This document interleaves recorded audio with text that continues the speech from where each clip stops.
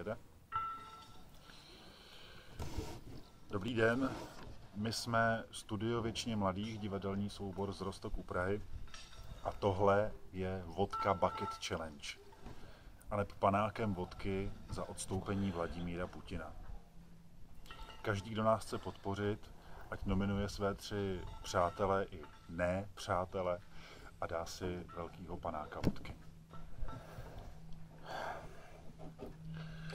Tak proti Putinovi. Ať odstoupí.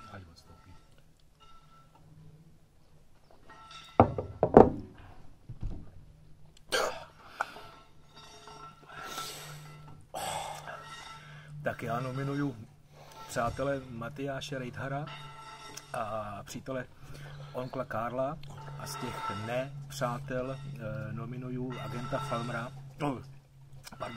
Vojtěcha Filipa. Já nominuju svý kamarády Ondru Matějku a Radoslava Chmelu a z těch nekamarádů nominuju Vratislava Mináře.